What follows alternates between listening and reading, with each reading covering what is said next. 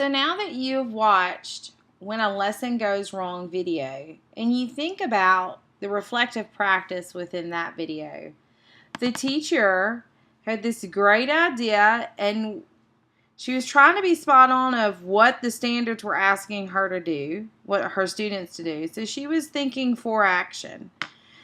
But then she was in the classroom, and did you notice she was thinking all about the standards, but forgot about classroom management because her lesson wasn't really engaging. She was doing all the work, and she even told you that. And she didn't break the text up. There was no modeling and guiding. And she reflected on that. And she's like, how can I change this? And then she actually reflected at the end.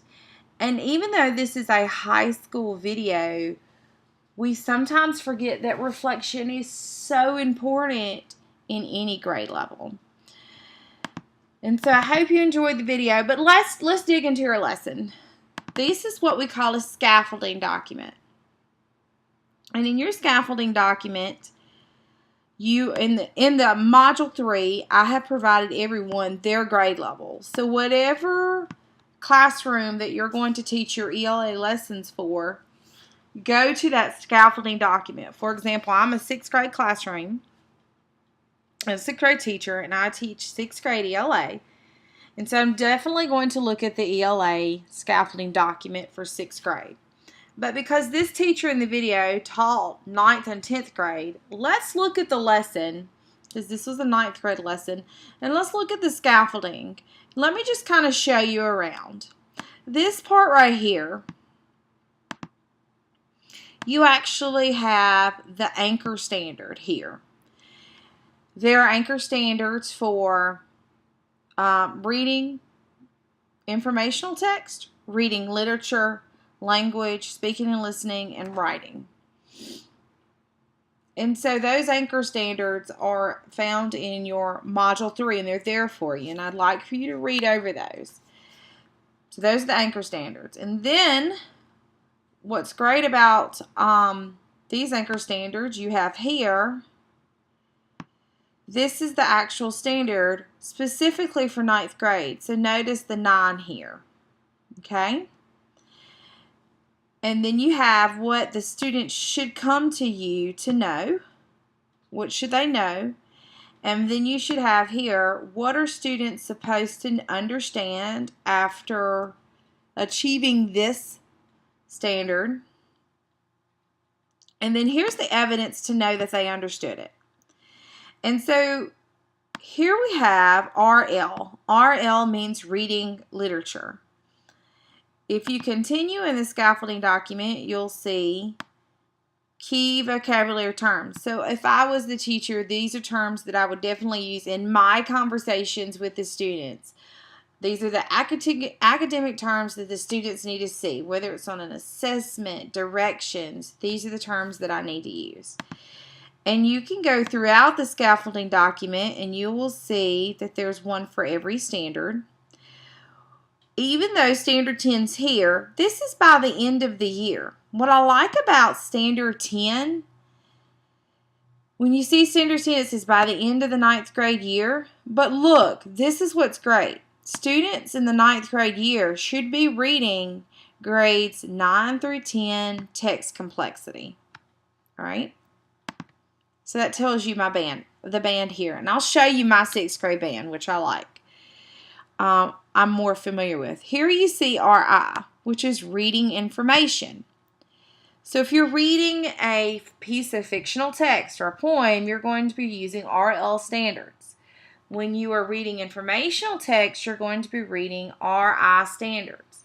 So when we are building our lessons and our text set, we need to stick with RI standards because we're going to be choosing nonfiction text to read from. And we'll get more into that next week as I walk you through. Okay? So and then you can keep scrolling and you see that they will include here writing standards.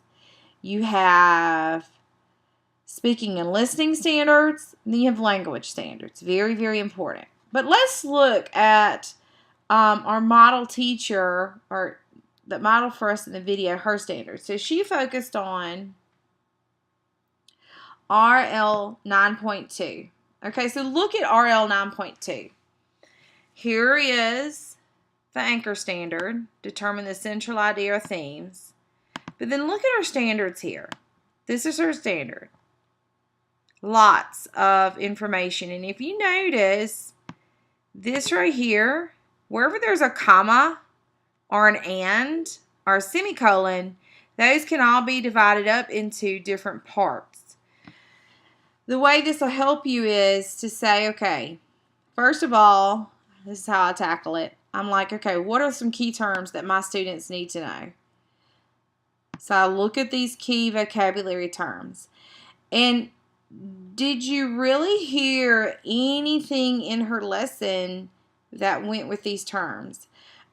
I don't really know if I heard a whole lot. I heard big ideas, break it down into big ideas when she was reflecting. But I wonder, where in the video are these terms? And Veronica's with us tonight. Veronica, did you hear any of these terms? I put you on the spot in my video. Sorry. I didn't hear any of these terms. But look, what if this teacher went and looked at the prerequisites? Yeah, I really only heard analyze. I heard big idea, but our students should know central idea. So you're right.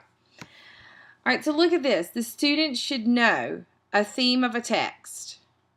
Those reoccurring ideas are the truth related in a text. The key details. The theme is larger than the individual characters. And how to develop an accurate summary.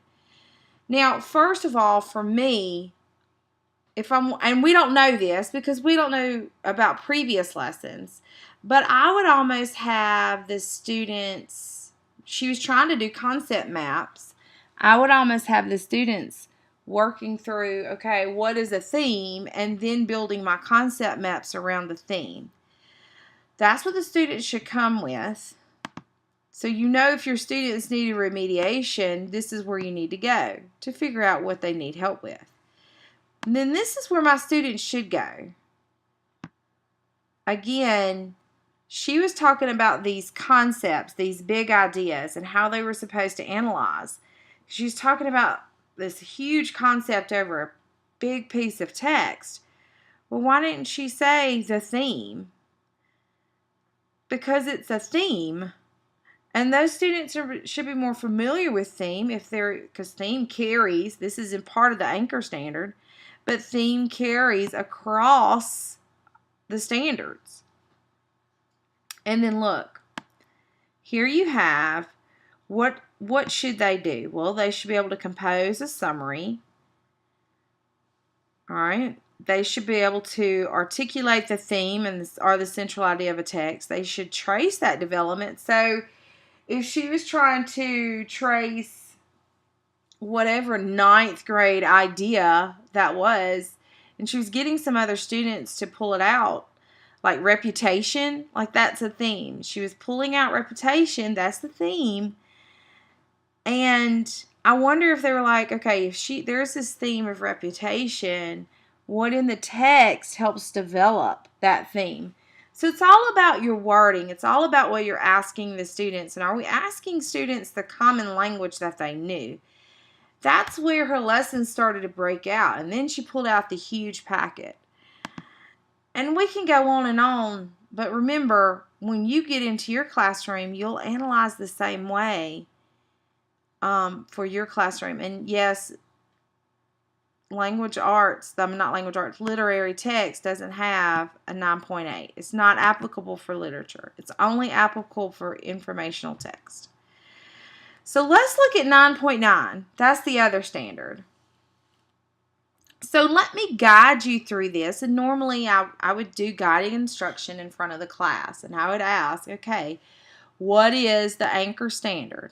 And my students or my class would say this is the anchor standard. Okay, what is the standard 9.9? Or what is the standard for 9th grade? Well, look here. Analyze how an author draws on or transforms source material in a specific work. Well, what do they mean, source material? Okay, for example, how Shakespeare treats a theme. Okay, well, the author of The Crucible, how does the author of The Crucible treat the theme of reputation? So that's the idea. And then he gives you some prerequisites. Okay, and it's basically how an author actually draws from other sources of previous works to bring in, and that's what she was trying to do. She was trying to bring in previous works from other pieces to develop the theme. She pulled out some primary text. You could definitely tell that. And then the author's techniques of allusion, allegory, and parody. And maybe she wasn't teaching this one. To me, she was more teaching this one. But look at what they were supposed to do. They were supposed to compare and contrast the treatment of a topic or theme in one or more texts. Had the students been told to compare, we're going to compare and contrast, and shown how to compare and contrast, I wonder if they'd be more successful because they've heard the words compare and contrast. And then it says identify and explain. And she wasn't doing allusions or allegory or anything like that. But she was saying write an analysis because they were going to do a literary analysis piece of how the author uses different sources within a specific work. But if you notice, these come in actual steps. They're supposed to do this first, then this, then this. And that's how it works. It shifts.